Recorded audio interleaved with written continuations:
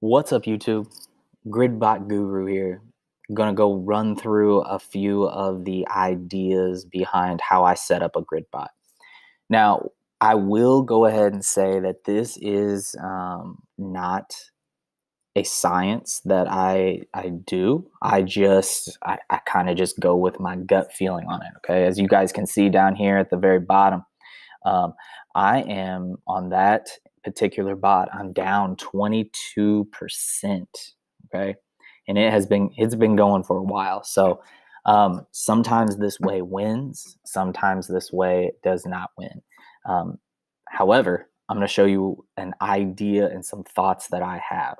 So first thing is go ahead and log in.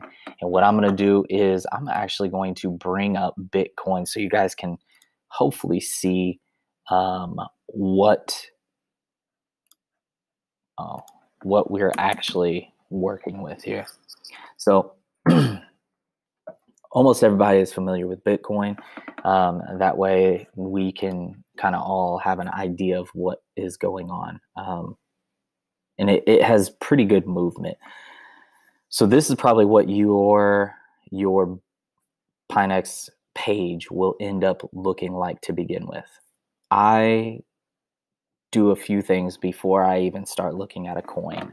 First thing I do is I come over to right underneath, over here, right underneath the moon, and I click on that tab.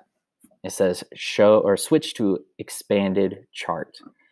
And so here's Bitcoin. Now you have a chart that you can kind of play with. The next thing I do is these arrows. I click on those. And then I have a chart I feel comfortable messing with.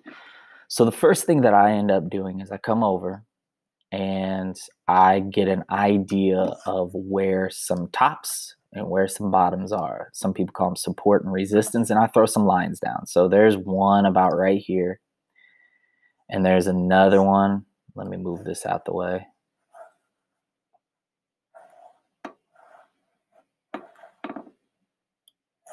And there's another one.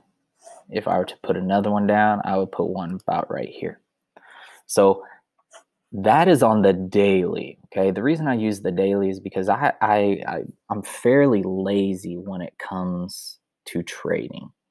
The reason why I picked those two spots is because this trend right here, it starts to come up, it stops, comes back down. Okay, there could be another support line right here. So there's another floor. And then it hits, it comes back up, it tests this 42, 43 area, and then it breaks through. It breaks through and goes all the way up to 58. Okay, 58 could be considered one, but it's not a maximum one right now. So what I'm doing is I'm trying to maximize my movement. So we know that 58 could potentially be one because you see that it hit 58 and came back down to 42, and then it went back up to 62-ish, 63-ish, somewhere around there, and then it came back down. So you're seeing some of these fluctuations in between here. So again, the way I would do it and how I do my grid bots is I take daily. I look at the daily chart. And the reason why is because that gives you a good idea of what exactly is going on. Now, here's the other side of it. You may go a couple days before you end up getting a good entry. That's the tough part. So if you are one and you are trying to do quicker, I know some people like the 4-hour chart, so you can do a 4-hour chart. Okay, let me get out a little bit. And actually what I'm going to do is I'm going to get rid of my other stuff. So you could do a 4-hour chart. So you see that there's I think they call it like there's support and resistance here. There's an additional one, kind of like a minor one because it's not on the daily. It's a 4-hour one. There's some up here where you can see it hit here. I'll throw one down, but I'll change the color so we know it's not the daily. So you're seeing that it's touching, came back down, it hit again, and it's kind of trying to break through, but you don't really know if it's going to. So this is going to be where the interesting stuff comes in. And this is all based on what you choose. This is not what I choose. This is what you are choosing. Okay, so I'm going to come over here and I'm going to end up getting my rectangle. So based on this chart, if I were going to go and do a grid bot for Bitcoin, what I would do is I would make a box somewhere around here, and I would have my lowest grid.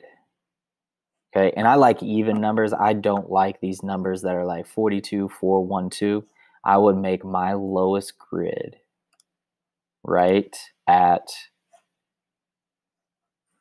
let's see, 42, 4, 0, 0. That's where I would make my lowest grid. My highest grid would be probably 60, 62.5 is probably where I would enjoy putting it. I would like to put it probably 62.5. I would wait, and I would wait until Bitcoin gets down in here. It may never get back down into this area. The reason why you strip everything away is because you just want to see what's happening with the chart. Whatever indicator you have, bring that into the equation now. So right now, I see that my MACD has crossed over. It looks like it's starting to head down on the 4 hour. Let's look at the daily. Let's see what happens on the day. The daily, it looks like it's starting to head up. Okay, so it's still got kind of some upward momentum. Not a ton, but it looks like it could still have potential to go to that 62.5. The thing that you have right now, though, is you have a grid, okay? You have a grid. So we're going to pretend like our grid has been started. So this grid, you have a grid between this area.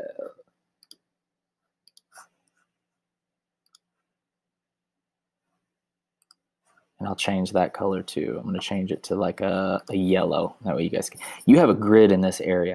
If you start your grid right now, right where it's at, so 58,682, it is going to do a market buy. That way it can sell all the way up to 62.5. But if you let it drop and you snag some down here, and it's bouncing, and it starts to come back up. Say you get some right there at 45,444. It will buy enough to start selling all the way back up, which is what you want. But it will also buy all the way down to 42. Okay. Now, do I think it's going to get to 45? It may not. I have no idea. Like I said, I'm just reading this chart and I'm just trying to give you guys an idea. This is a daily chart, so it could take a long time before it gets to 45. If you are one and you're like, you know what, I am impatient. I don't necessarily think that 50 is unreasonable. So I think that honestly, you could probably start one up here at 50K and wait for it to get, 52, 53, and then start it, and then you can go up. Okay. So those are a couple of the things that I look for. I look for a chart that is starting to bottom out on the daily. The daily does not move as fast as the 5, 15 minute. However, you really want to try to make sure that you have a bottom and that you see that trend reversing, okay? Because if for some reason, if I'm like, you know what, I'm going to go in at 50, and I go in at 50, and all of a sudden it keeps going and it blasts through 40, it blasts through, or 45, it blasts through 40, I could be holding for a long time until maybe, 32, 28, somewhere around there where it starts bouncing around again. Possibly it may bounce to 40 and then continue on. The reason I'm saying this is because I'm wanting you guys to know the risks of setting this up as well, okay? So be mindful of where you're starting your bot. You want to look for confirmed reversals, unless you are doing, there's other bots out there that I have yet to talk about, yet to do a video on. This is just a standard grid bot, okay? This is going to be whenever you have a pair that is fluctuating and it is looking bullish, okay? So be mindful of that. Again, guys, if this helps you out, subscribe, hit that bell. Let me know on Discord if you enjoyed it. Let me know in the comments if you enjoyed it. I know these videos can be long and tedious at times. However, if there's anything I can do to make my videos better in the future, please, please, please let me know. All right? If there's anything that you want to see in the future, comments, okay? Let me know on Discord. Let me know in the comments, and I will try my best to get back to you and put those things on my video list, okay? Happy trading, y'all. Stay green. See you next time.